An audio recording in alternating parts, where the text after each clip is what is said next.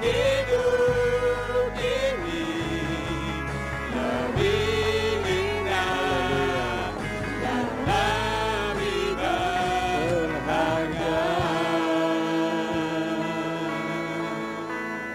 Haleluya. Dengan penuh ucapan syukur dalam ibadah RF Sabat malam hari ini, kami berterima kasih kepada Tuhan atas penjagaan pemeliharaan Tuhan dari hari lepas hari, sehingga pada saat ini kami boleh kembali menghampiri tahta-Mu yang kudus. Terima kasih Tuhan, dan kami telah diizinkan untuk memuji dan meninggikan nama-Mu. Sekarang waktunya untuk kami mendengar isi hati Tuhan.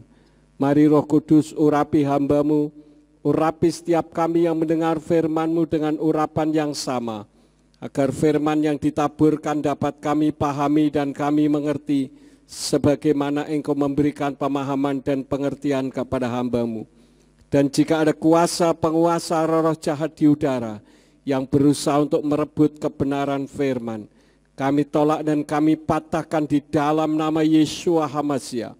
Pergi kau keluar, tinggalkan tempat ini dan tinggalkan setiap hati dan pikiran kami, baik yang ada di ruangan ini maupun yang mendengarkan dari rumah masing-masing. Agar firman yang ditaburkan dapat kami pahami dan kami mengerti, sebagaimana Engkau memberikan pemahaman dan pengertian kepada hamba-Mu. Terima kasih Tuhan, berikan kemampuan kepada kami bukan hanya untuk mendengar firman-Mu saja, melainkan juga melakukannya di dalam hidup kami. Terima kasih Bapa, demi nama Adonai Yeshua HaMashiach, kami sudah berdoa dan mengucap syukur. Haleluya. Semua yang percaya katakan amin. Shalom Aleichem.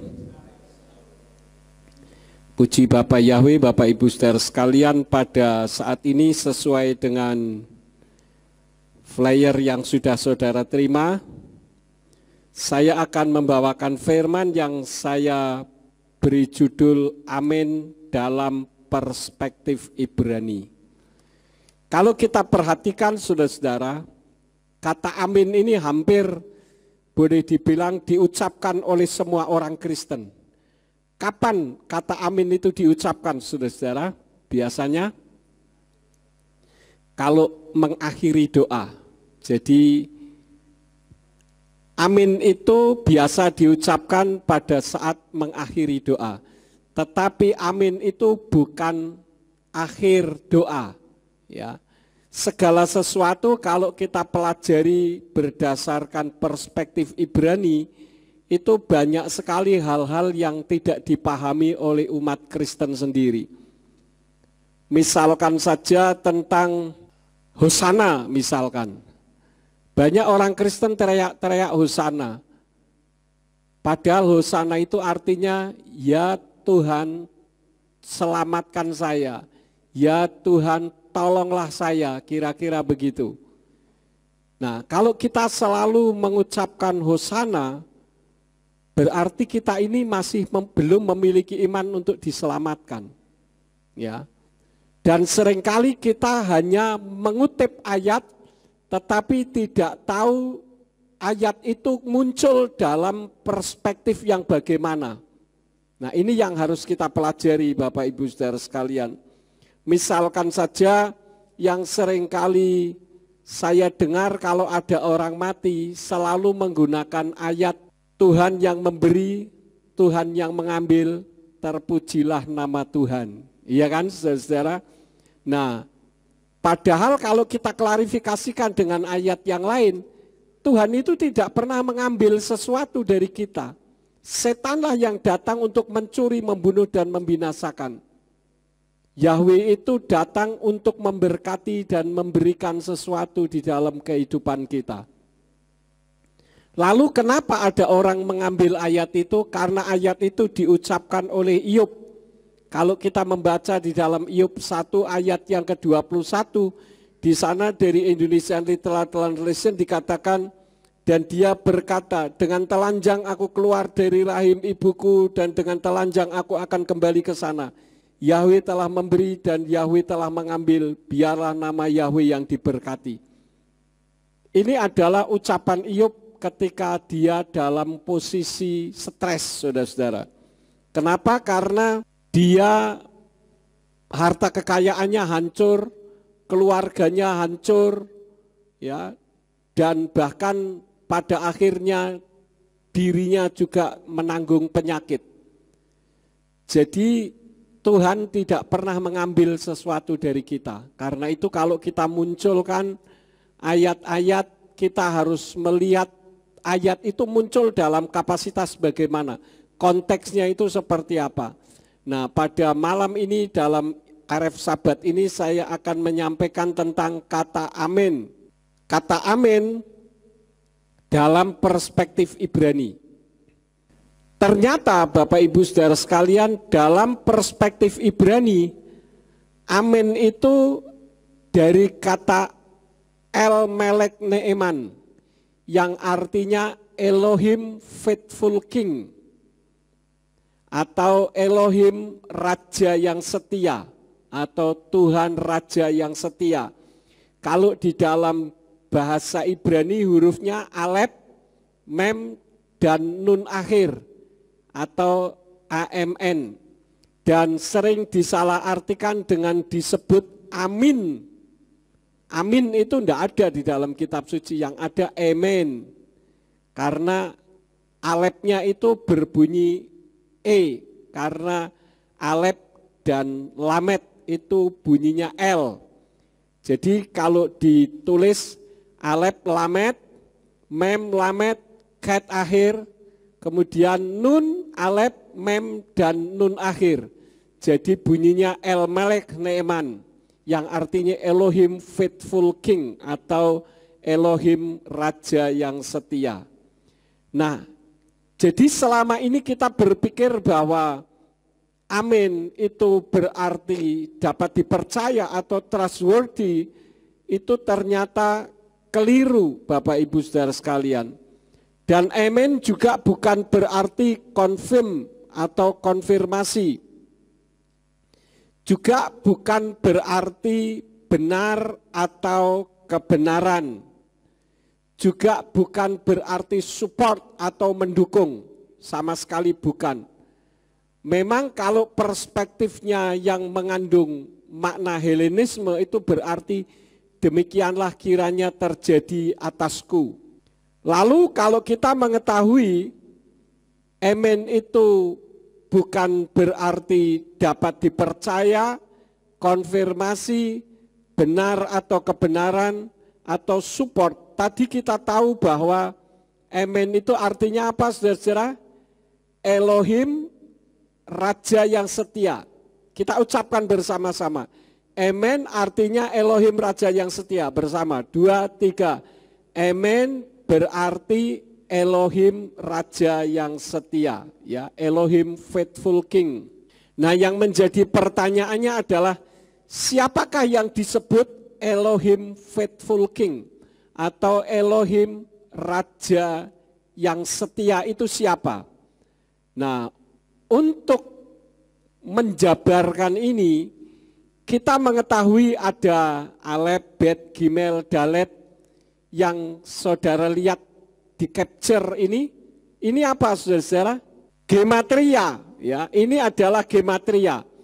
Kita tahu abjad Ibrani, Alef, Bet, Gimel, Dalet, He, Waw, Zayin, Ket, Tet, Yod, Kaf, dan sebagainya. Itu mengandung arti. Seperti misalkan kita mengenal huruf A, B, C, D, E. A itu 1, B itu 2, C itu 3, D itu 4, dan selanjutnya. Nah, di sana kita melihat ada angka-angka. Ya, Alef itu 1, Bet itu 2, Gimel itu 3, Dalet itu 4, He itu 5, Waw itu 6, Zayin itu 7, Ket itu 8, Tet itu 9, Yod itu 10, kemudian Kaf itu 20, ya. Kalau Lamet itu 30, Mem, baik Mem di tengah maupun Mem akhir itu 40. Kemudian Nun, baik Nun di tengah maupun Nun akhir itu memiliki jumlah 50. Kemudian Samek itu 60, Ayin itu 70, P, baik P di tengah maupun P di belakang itu 80. Kemudian Sade, baik Sade di tengah maupun Sade di belakang itu 90. Kaf itu 100, Res itu 200, Sin itu 300, Tet itu 400. Hanya ini saja yang saya sampaikan sebagai pengajaran tentang gematria.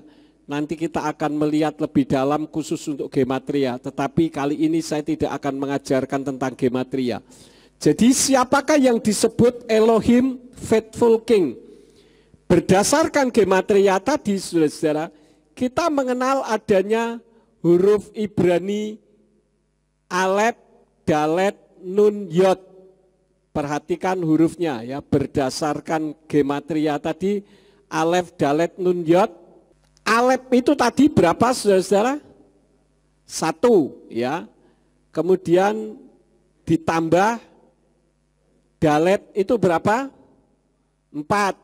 Ditambah lagi Nun. Nun berapa tadi? 50 ya. Ditambah lagi Yod 10. Jadi kalau dihitung jumlahnya ada berapa? 65 ya. Jadi Alef, Dalet, Nun, Yod. Alef, Dalet, Nun, Yod itu bacanya apa, saudara-saudara? Adonai. Ya, Adonai itu Tuanku. Itu 65. Kemudian Yod, He, Waw, He. Yodnya itu 10, ditambah He itu 5, ditambah lagi Waw itu 6, ditambah He lagi 5, jadi jumlahnya 26. Jadi kalau dijumlah 65 ditambah 26, jumlahnya berapa? 65 ditambah 26, 91. Nah, tadi kita tahu bahwa Amen itu huruf Ibraninya apa? Alef, Mem, dan Nun akhir. Alef itu berapa tadi? 1. Ditambah Mem. Mem berapa? 40. Ditambah Nun akhir berapa? 50. Jadi berapa jumlahnya? 91. Sama ya. Jadi Amen itu artinya Adonai Yahweh. Jadi Amen itu artinya Adonai Yahweh atau Tuanku Yahweh. Tuanku ini orang Ibrani digunakan untuk menyebut nama Yahweh, juga untuk menyebut orang yang sangat dihormati. Karena itu kalau ada orang mengatakan di dalam kitab Perjanjian Baru Yesua itu hanya disebut Adonai atau Adon, Tuan atau Tuanku, berarti dia bukan Tuhan. Nanti kita akan tahu.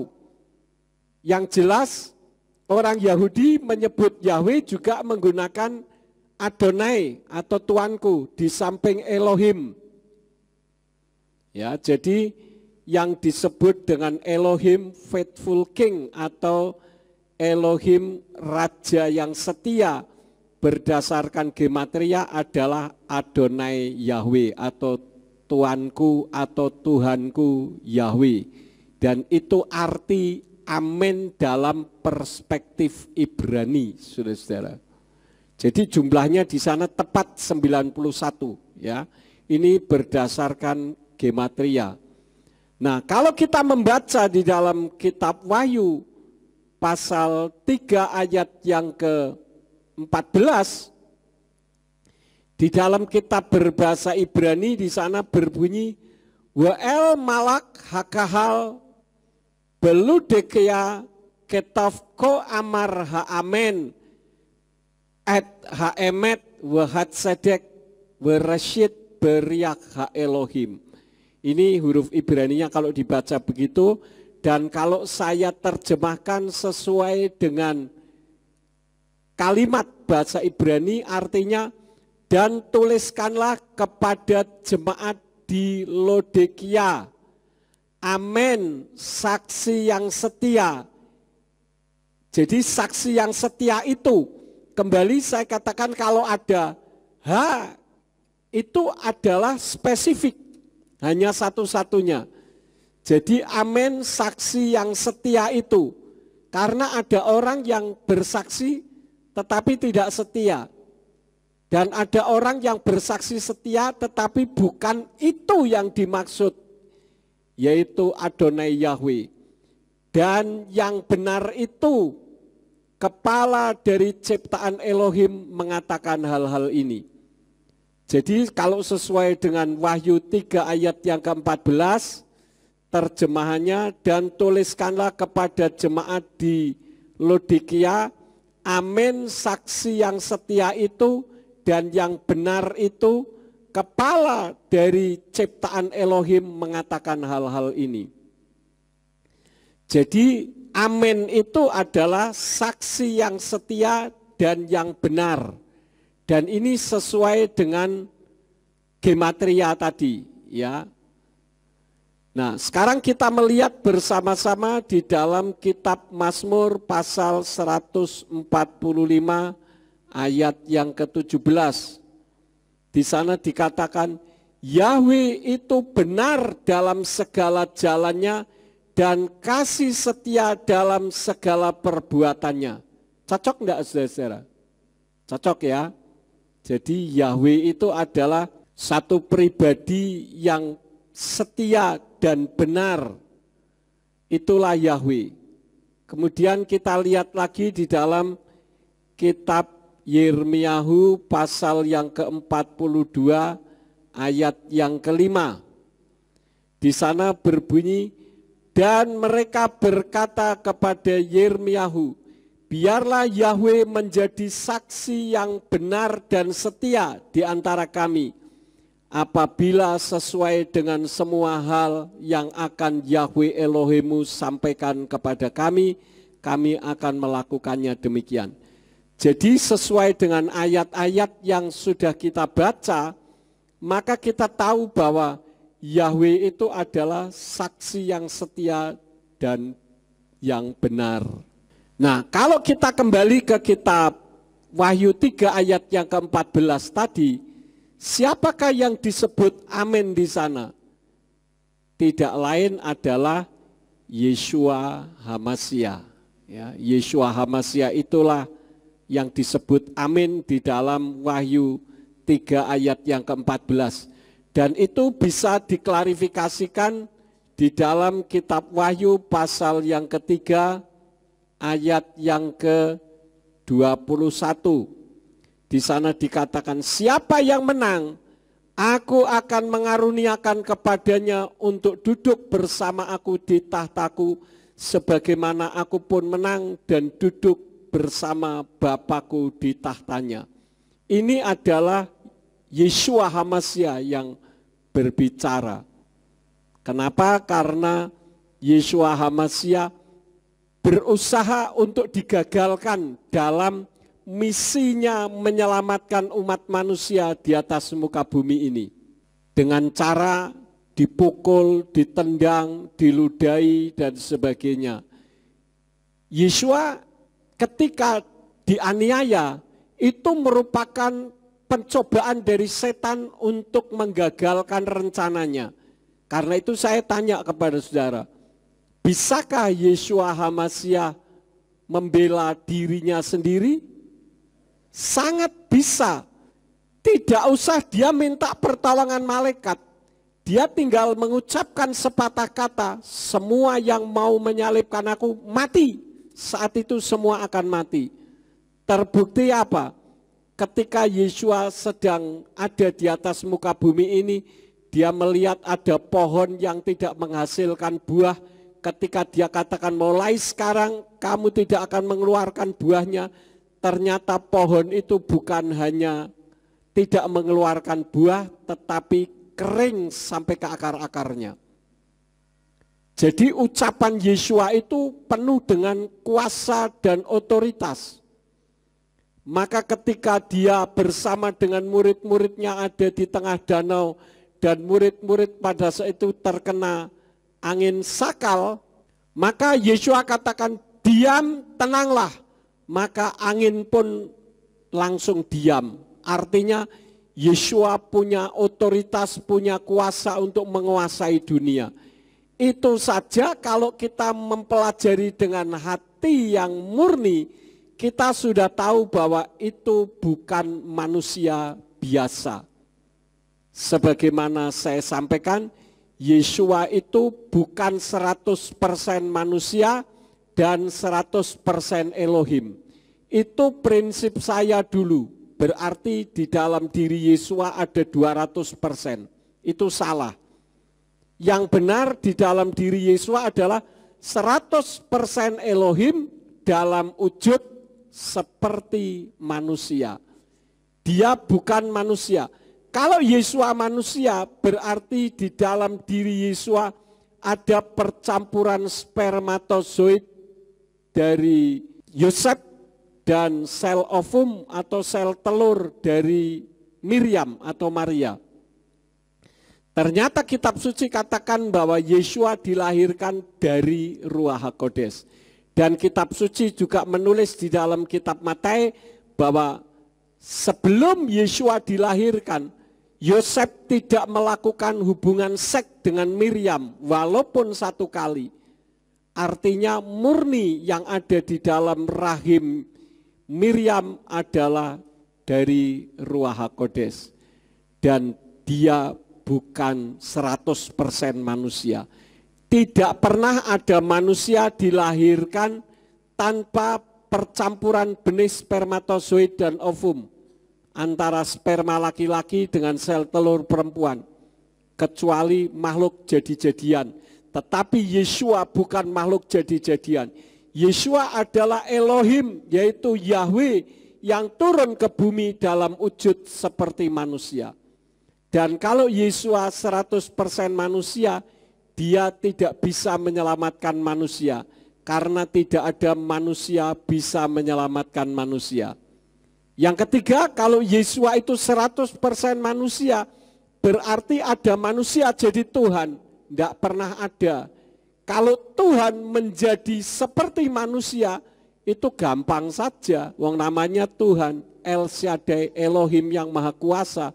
Dia mau jadi apa saja, mau jadi siapa saja, mau jadi berapa saja, itu gampang saja. Wong dia Maha Kuasa.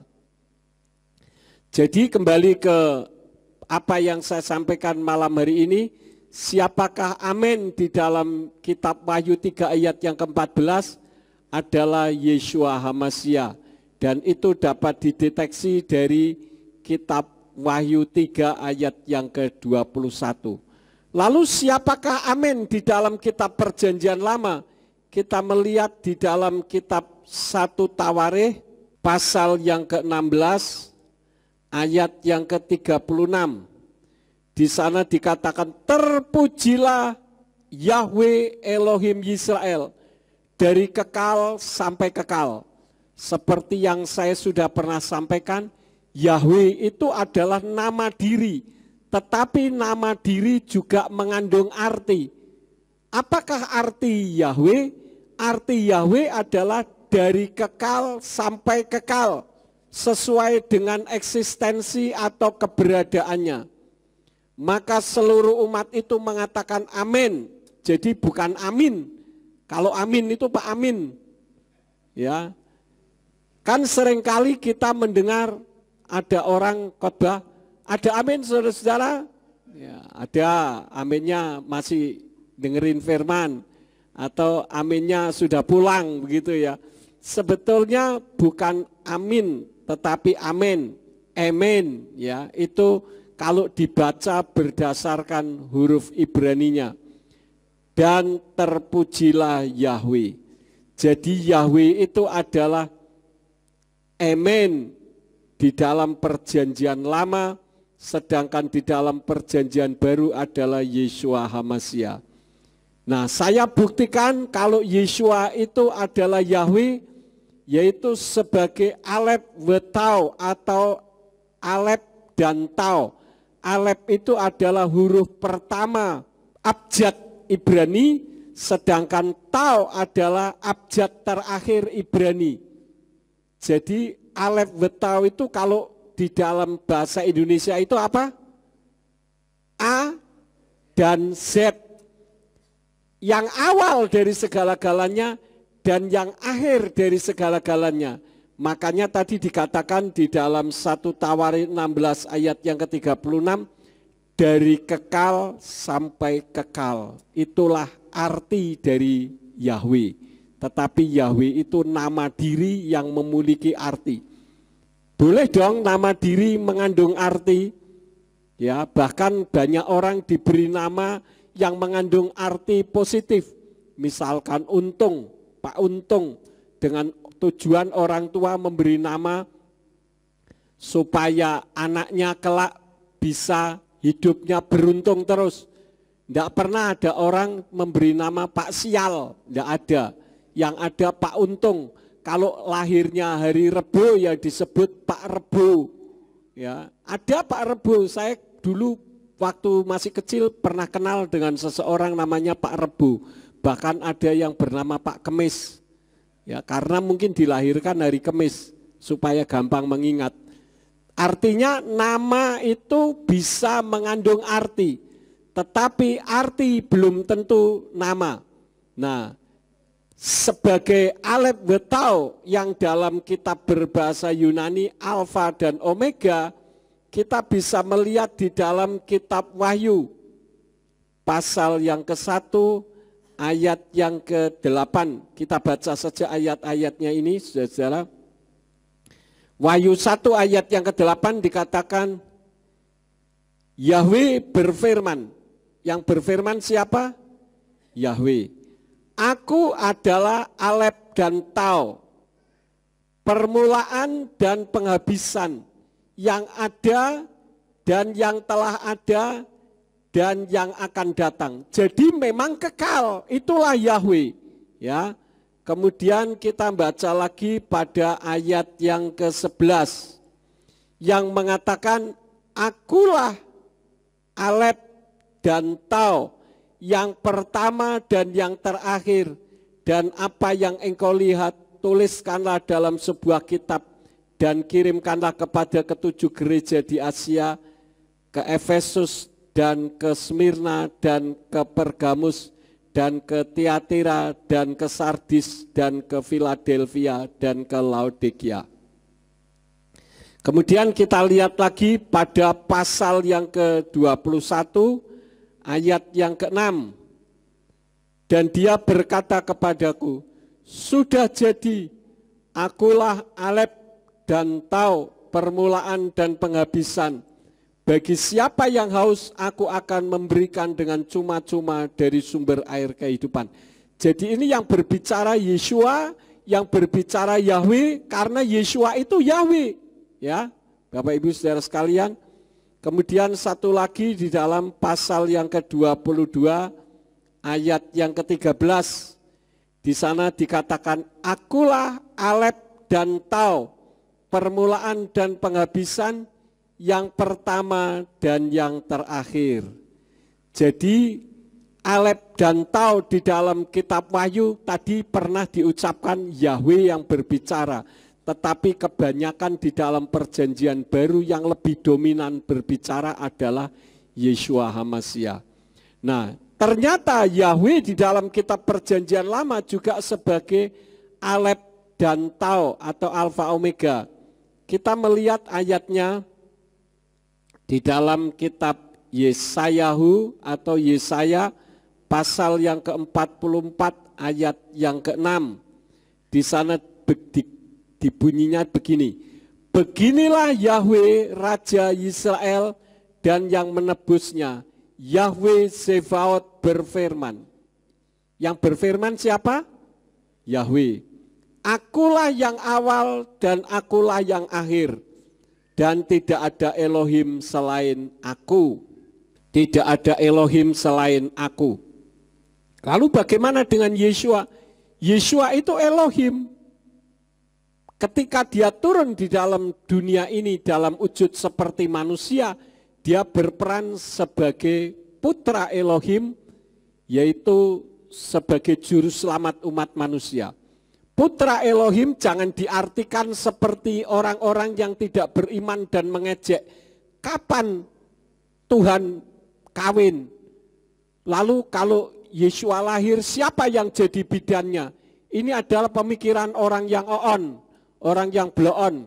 Kalau begitu, kalau saya katakan saya anak Ambarawa, apakah Ambarawanya brojoli saya?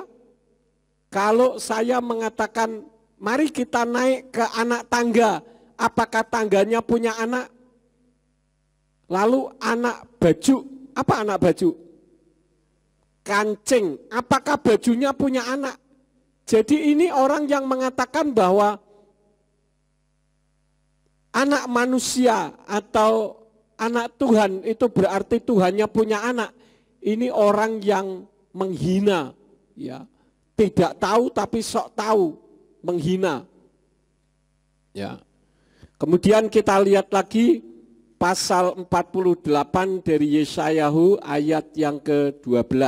Di sana dikatakan, dengarkanlah kepadaku hai Yakob dan Israel yang telah aku panggil. Akulah dia, akulah yang awal dan akulah yang akhir. Jadi Yeshua itu yang awal dan yang akhir, Yahweh juga yang awal dan yang akhir. Kenapa? Karena ini satu adanya. Nanti kita akan melihat ayatnya. Jadi hal ini terbukti bahwa Yeshua HaMashiach itu Adonai Yahweh. Adonai memang artinya tuanku, tetapi orang Yahudi menyebut Yahweh juga dengan Adonai. Maka layak kalau Yeshua pun disebut Adonai. Selain bisa berarti tuanku, juga bisa diartikan Tuhanku. Karena orang Yahudi juga menyebut Yahweh dengan Adonai. Kemudian hal yang berikut sekaligus membuktikan bahwa Yeshua itu juga ada di dalam kitab Wahyu. Bukan Yeshua, mohon maaf. Yahweh, ya, ini salah nulis. Terbukti bahwa Yahweh ada di kitab Wahyu. Nah, apa artinya bagi kita? Artinya adalah Yeshua HaMashiach dan Adonai Yahweh itu satu adanya. Seperti ayat yang ada di atas ini, yaitu 1 Yohanan atau 1 Yohanes 5 ayat yang ke-7, itu ada huruf Ibraninya, kalau dibaca berbunyi Kislosa Hamidim Basamayim Ha'af Wahadafar Weruah HaKodes Uslastam Ekhat Hema, yang kalau diterjemahkan artinya sebab ada 3 yang bersaksi di Samayim atau di sorga, Bapa, Firman yang hidup atau Dafar, dan Ruah HaKodes atau Roh Kudus, dan ketiganya ini adalah satu. Jadi Bapa yaitu Yahweh, Putra yaitu Dafar, Firman yang hidup yaitu Yeshua HaMashiach, dan Ruah HaKodes itu berapa? 1, Echad. Karena itu kalau ada orang mengatakan, orang Kristen tuh hanya ada 3, tolong belajar yang benar, ya. Tidak ada itu istilah 3 tetapi 1, Tritunggal 3 tetapi 1, itu salah. Yang benar 1 tetapi 3 fungsi, 3 manifestasi.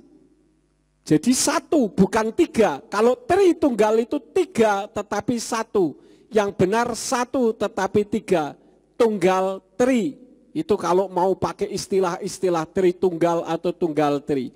Tetapi yang benar Bapa, Putra, dan Ruah HaKodes itu 1 adanya.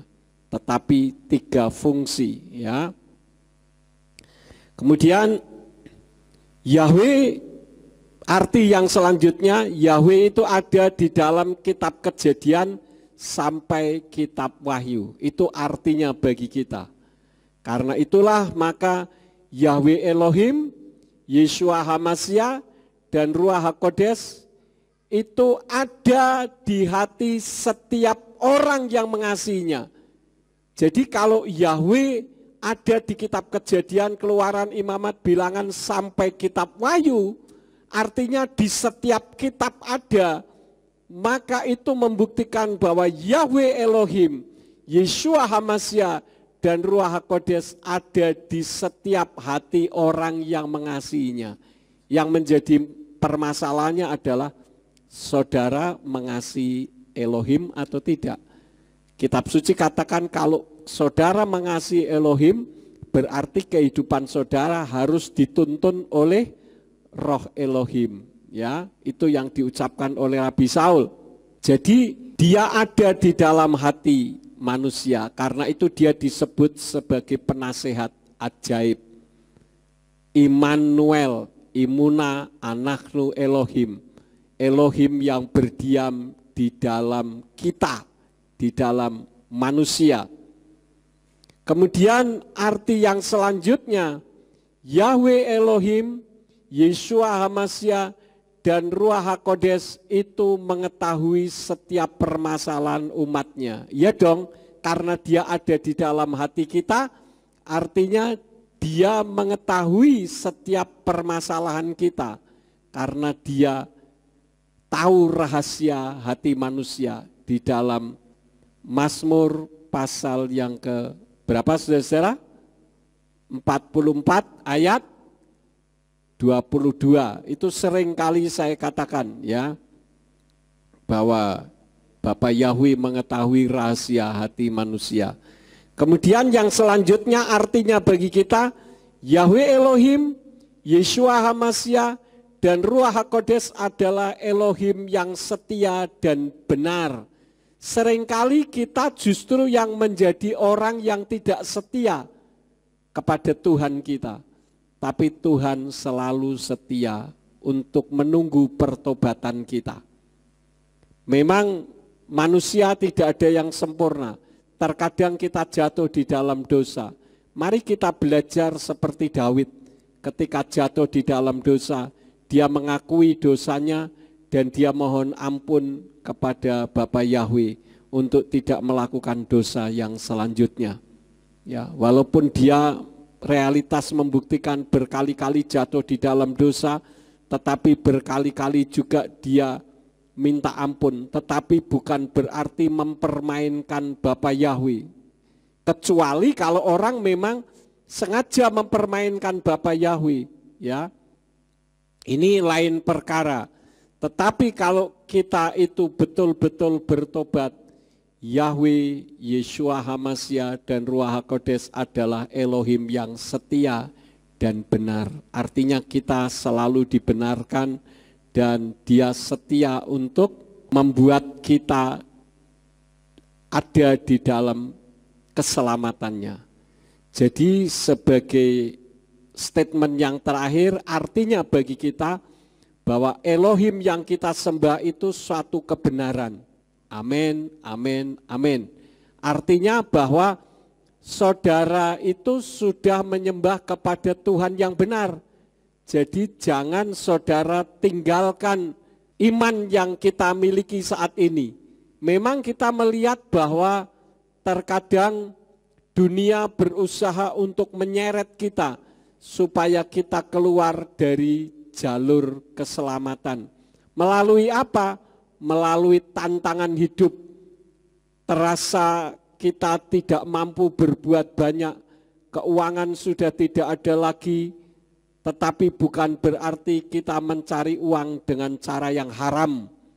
Kitab suci katakan kalau saudara berharap kepada Tuhan, kitab Yirmiyahu katakan apa? Kalau kita berharap kepada Tuhan, kepada Bapa Yahweh, maka kita akan diberkati.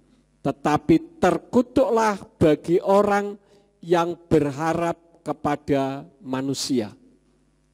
Jadi karena kita sudah tahu bahwa kita berada pada iman yang benar, maka jangan tinggalkan Bapa Yahweh, Besem Yeshua HaMashiach Ruach HaKodes. Karena dia adalah Elohim yang setia dan benar. Kita sudah berada di jalur kebenaran keselamatannya. Karena itu arti dari amin, amin, amin dalam perspektif Ibrani. Jadi tidak seperti apa yang kita duga.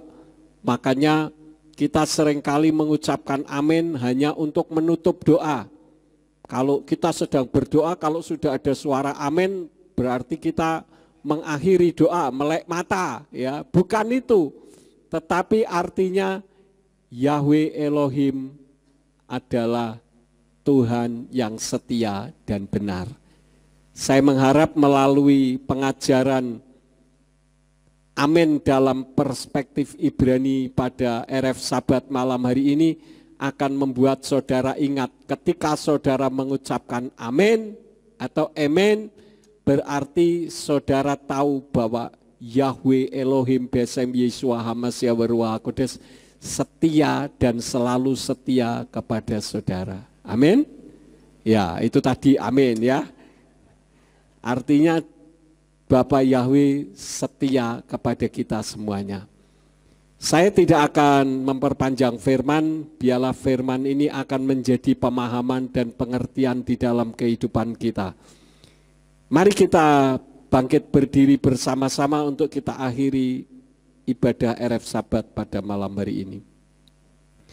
Bapa Sorgawi, kami mengucap syukur untuk firman pada RF Sabat malam hari ini yang mengajar kepada kami bahwa ketika kami mengucapkan amen, kami ingat bahwa Engkau adalah Elohim Adonai Yahweh Besem Yeshua Hamasya Waruah Kodes yang setia dan mengasihi kami, membenarkan kami, menyelamatkan kami.